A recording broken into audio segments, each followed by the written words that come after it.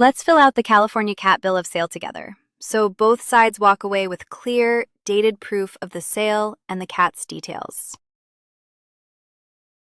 Start at the top with the date of sale, then the seller's details. In our example, that's Anna Baker, with her address, phone, and email. Then the buyer's, Ben Carter, with the same. 2 quick habits. Enter each name exactly as it appears on that person's ID and on the title.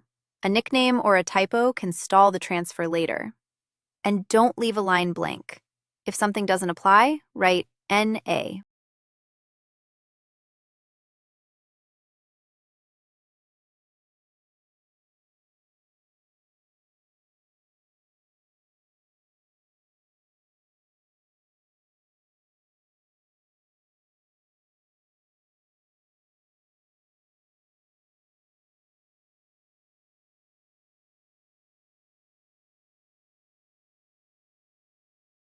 Next, describe the cat. Add the name if it has one, then the breed, the sex, the date of birth, any registration or microchip number, the color, and the health condition. Specifics make a stronger record of exactly which animal changed hands.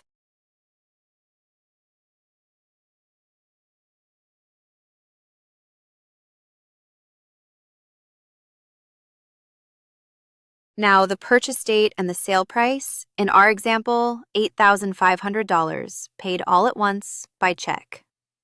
Write the real price. A figure that does not match what actually changed hands leaves the buyer with weaker proof and can raise questions later. Now the signatures.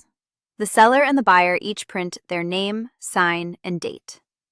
This form also has witness lines and a notary block. Use them if your state requires it, or add a witness for extra proof. Then make 2 copies. Each side keeps a signed one. If you're buying or selling a cat, wait, let me be straightforward with you. The facts provided here actually cover requirements for dogs, not cats. So rather than guess or make anything up, I want to be honest. The specific rules described here apply to dog sales by breeders. What I can tell you is that these rules cover quite a few important areas. Breeders are required to deliver a written disclosure to each purchaser, and that disclosure must be signed by both the breeder and the purchaser. The breeder also needs to go over all that medical information out loud, verbally, at the time of sale. A health certificate signed by the breeder is required at the time of sale, and any veterinary statement is valid for 7 days following the vet's examination. Breeders must keep records for at least 1 year after the sale.